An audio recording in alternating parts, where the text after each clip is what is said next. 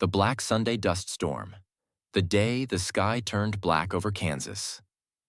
April 14th, 1935. Black Sunday. The day the skies turned black over Ulysses, Kansas. One of the most devastating dust storms in American history was about to strike, bringing total darkness, suffocating winds, and terror to those in its path.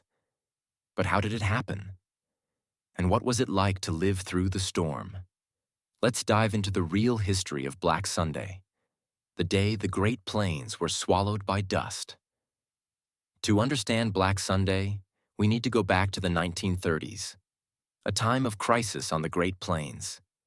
Years of severe drought and unsustainable farming practices had turned the once fertile lands of Kansas, Oklahoma, and Texas into a dust-covered wasteland. Without deep-rooted prairie grasses to hold the soil in place, strong winds lifted millions of tons of dirt into the air, creating massive dust storms that could bury entire towns. This era became known as the Dust Bowl, a time when families faced hunger, disease, and displacement.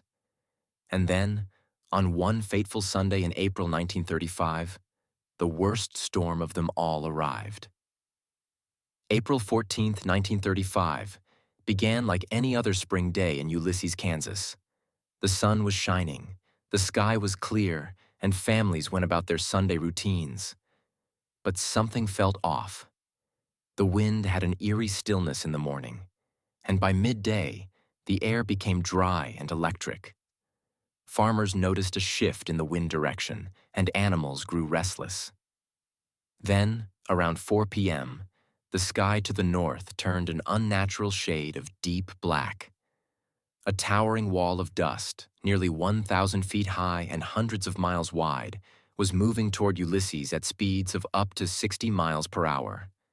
People had only minutes to react. Within moments, the temperature dropped dramatically. The wind screamed through the streets, carrying fine dust that seeped into homes, cars, and even through cracks in walls. Visibility dropped to zero. Those caught outside were lost in a sea of choking darkness. Survivors described the experience as apocalyptic. Some compared it to being buried alive.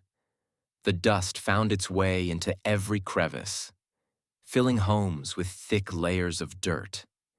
People huddled together, pressing wet rags over their mouths to avoid suffocation. It felt like the end of the world. One witness recalled, "It was so dark you couldn't see your own hand in front of your face. We thought we were going to die." Another described how they tied ropes between their homes and barns so they wouldn't get lost when stepping outside. Even indoor lamps were useless. The dust was too thick for light to pass through.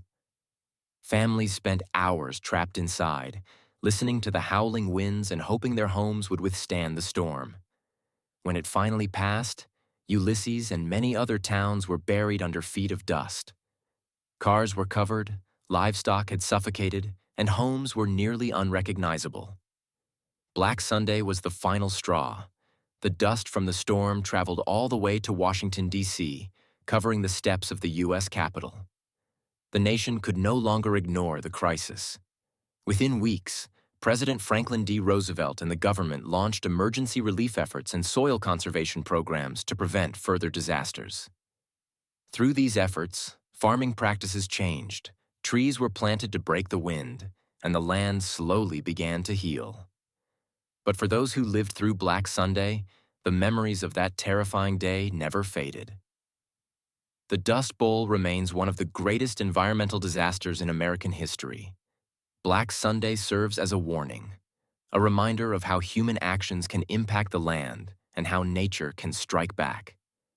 Today, Ulysses, Kansas, and other towns across the Great Plains honor the legacy of those who endured the storm, ensuring that the lessons of the past are never forgotten. What would you have done if you saw that wall of dust approaching? Let us know in the comments below. Don't forget to like, share, and subscribe for more incredible stories from history. Thanks for watching.